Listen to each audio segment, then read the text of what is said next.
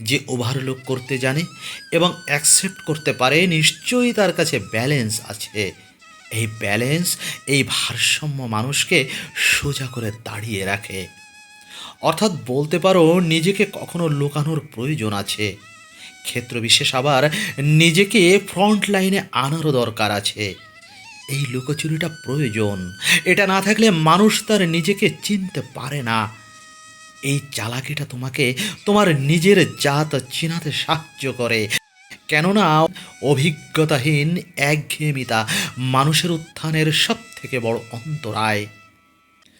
তুমি কি জানো, জনপ্রিয় ব্যক্তিরা লুকানোর ঠিকানা খোঁজে, আর সাধারণ মানুষেরা জনপ্রিয় হওয়ার কথা ভাবে? ভেবে দেখো, একজন মানুষ জনপ্রিয় কিন্তু স্বাধীন নয়, আর একজন মানুষ বা একদল মানুষ স্বাধীন কিন্তু জনপ্রিয় নয়। কিন্তু যারা স্বাধীন তারা জনপ্রিয় হতে চায়, আর যারা জনপ্রিয় তারা স্বাধীন হতে চায়, তারা স্বাধীনতা পেতে চায়। এগুলো হলো আকাঙ্ক্ষা। আসলে আকাঙ্ক্ষা মানুষের পূরণ হওয়ার নয়, কিছুটা শূন্যতা থেকেই যায়, কিছুটা অশান্তি, কিছুটা অপূর্ণতা, কিছুটা দুর্দশা, কিছুটা না পাওয়া, এগুলো নিয়েই মানুষের মরে যেতে হয় একদিন। আমি কিন্তু এমনিতেই কথাগুলো বলছি না। কেউ শান্তিতে নেই, কেউ সুখে নেই, কারণ কেউ তার নিজের অবস্থানকে মূল্যায়ন করে না, তার নিজের জায়গাটাকে মূল্যায়ন করতে চায় না। কেউ তার নিজের জায়গার বা অবস্থানের যে গুরুত্ব, সেটা বোঝে না। যদি বুঝতো তাহলে সম্মান করত, শ্রদ্ধা করত, ভালোবাসতো। নিজের জাত চেনে না বলে, বোঝে না বলে অনেক কিছু তার কাছে গুরুত্বপূর্ণ মনে হয় না, বোঝে না বলে সম্মান করে না, শ্রদ্ধা করে না। আসলে বাস্তবতা কি জানো, প্রত্যেকটা মানুষ তার নিজের জায়গায় ভালো আছে।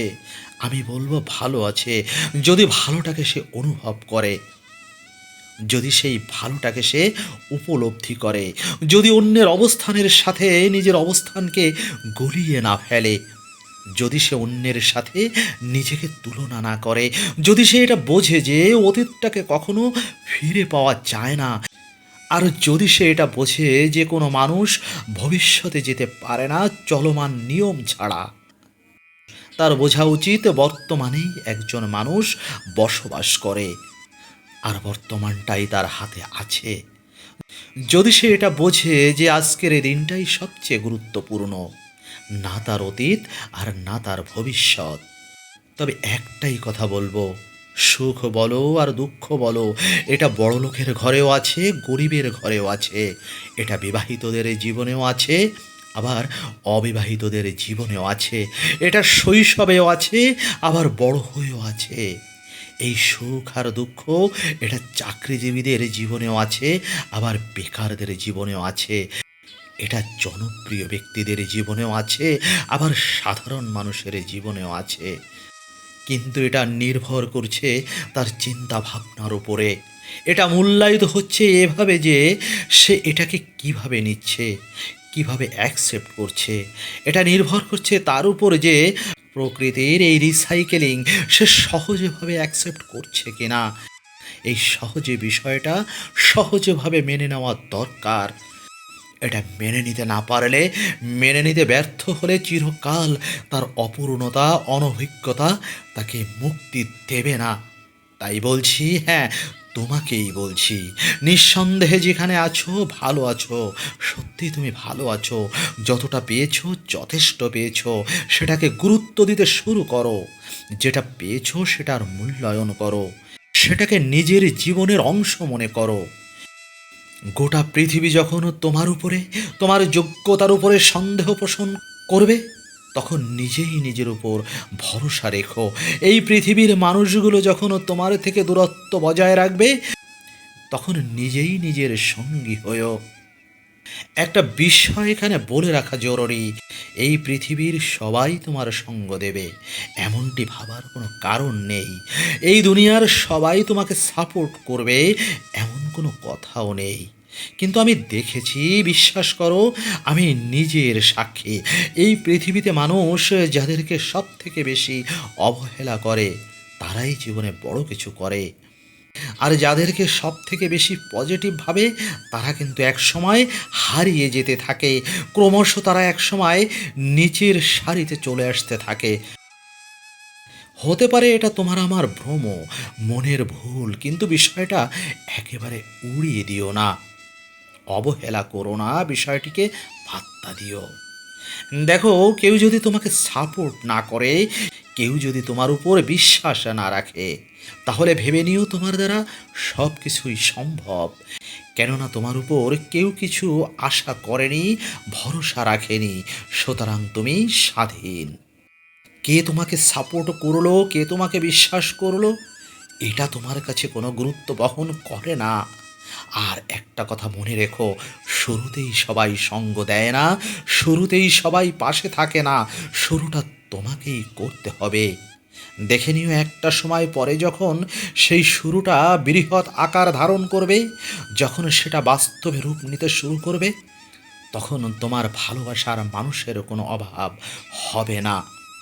একটা সময় পরে দেখবে যারাই তোমাকে বলেছিল তোমার দ্বারা হবে না, তোমার দ্বারা এটা সম্ভব নয়, তোমার উপর আমার কোনো আস্থা নেই, বিশ্বাস নেই, তারাই তোমাকে একদিন এসে বলবে যে আমাদের বিশ্বাস ছিল, ভরসা ছিল যে তুমি পারবে।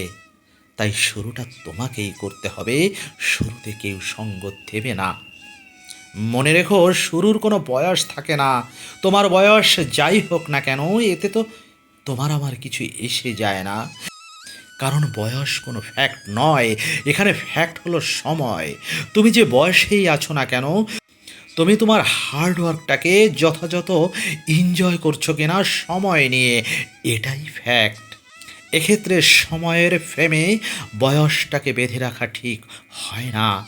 নিঃসন্দেহে তোমার হার্ডওয়ার্ক তোমার সফলতার সুন্দরতম হাতিয়ার। দেখো, সময় হলো এই পৃথিবীর সবচেয়ে বড় অ্যাসেট। অ্যাসেট মানে কি? অ্যাসেট হলো সম্পদ। আর সম্পদ মানে কি? সম্পদ হলো যেটা আমাদেরকে প্রফিটেবল বানায়। এই পৃথিবীতে যতজন ব্যক্তি সফল হয়েছেন, যতজন ব্যক্তি ধনী হয়েছেন, যতজন ব্যক্তি নিজের জীবনে কিছু করিয়ে দেখিয়েছেন, তারা প্রত্যেকেই সময়ের গুরুত্ব বোঝেন। তারা প্রত্যেকেই সময়টাকে সঠিক জায়গায় সঠিক ক্ষেত্রে ব্যবহার করেছেন, অলসতা জীবন থেকে ছেড়ে ফেলেছেন। তুমি মানো কি না মানো, এটাই তোমার জন্য সঠিক সময়। আর সময়কে মাপার জন্য বয়সের কোনো তারতম্য থাকে না, কেননা সময়ের দূরত্ব সব বয়সের মানুষের কাছে একই রকম। তাই সময়ের চেয়ে বড় কোনো সম্পদ হয় না, সময়ের চেয়ে বড় কোনো সম্পদ নেই, এ বিষয়ে কোনো সন্দেহ রেখো না। আমি এটা নিজের জীবন থেকে বিশ্বাস করি, অর্থই জীবনের সব কিছুই নয়। কেননা তুমি তো গ্যারান্টি দিতে পারো না, যদি তোমার জীবনে প্রচুর অর্থ আসে তাহলে তোমার 80% সমস্যা দূর হয়ে যাবে। না, এই গ্যারান্টি তুমি আমি কেউ দিতে পারি না।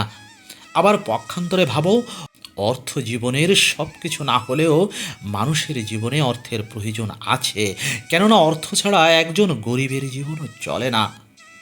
এই অর্থ উপার্জনের জন্য মানুষ কী না করছে, তাই নিজেকে পরিবর্তন করার জন্য যদি অর্থ উপার্জন করতে চায়, কেউ যদি অর্থের জন্য নিজেকে সফল বানাতে চায়, আমি তাকে ছোট করব না, কারণ এটা প্রয়োজন। দেখো, আমাদের অনেকের মধ্যেই উদার মানসিকতা আছে, প্রত্যেকটা মানুষের মধ্যে একটা ভালো মানুষ লুকিয়ে থাকে। আমরা প্রত্যেকেই মানুষকে তো সাহায্য করতেই চাই, কিন্তু পরিস্থিতি এমনটা হয়ে ওঠে না, আমাদের কাছে সেই পরিমাণ অর্থ থাকে না। দেখো, তুমি যদি নিজে উপার্জন করো তাহলে আর 10টা মানুষের পাশে তুমি দাঁড়াতে পারবে, আর 10টা অসহায় মানুষকে সাহায্য তো করতে পারবে। তাহলে অর্থ উপার্জন অথবা অর্থ আয়, এটা তো অন্যায় কিছু নয়, অপরাধ কিছু নয়। তবে অবশ্যই সেটা সৎ পথে হওয়া চাই। সৎ পথে হওয়া চাই এ কারণে যে একটা সময় পর আমাদের হাতে কিছুই থাকবে না, আমরা খালি হাতে এসেছিলাম, খালি হাতে চলে যাব, এটা বাস্তব, এটা সত্য। আর এটা বিশ্বাস রাখো, কেউ একজন তো আছেন যিনি এই পৃথিবীটা নিয়ন্ত্রণ করছেন। এই পৃথিবীর মানুষ, প্রত্যেকটা জীব, বিশ্ব ব্রহ্মাণ্ড সবই তার দাস। পৃথিবীর এত সুন্দর প্রসেসিং তো একা একা চলছে না, নিশ্চয়ই এটিকে চালানোর জন্য কোনো এক মহা মালিক রয়েছেন। একদিন তার কাছেই যেতে হবে, প্রত্যেকটা কাজের বিচার হবে, হিসাব হবে। তাই যতটুকু উপার্জন করবে সৎ পথে উপার্জন করবে, পরিশ্রম করে উপার্জন করবে, আর এতে তুমি পর্যাপ্ত সুখ অনুভব করবে। সৎ পথে উপার্জন করতে গেলে একটু তো পরিশ্রম করতেই হবে, একটু তো প্রচেষ্টা থাকতেই হবে, একটু তো নিজেকে ঝালাই করতেই হবে। কারণ মেহনতের কোনো বিকল্প হয় না, আর পরিশ্রমের কোনো দণ্ড কেউ দিতেও পারে না। ভালো থেকো, অপেক্ষায় থেকো পরবর্তী এপিসোডের জন্য। ধন্যবাদ।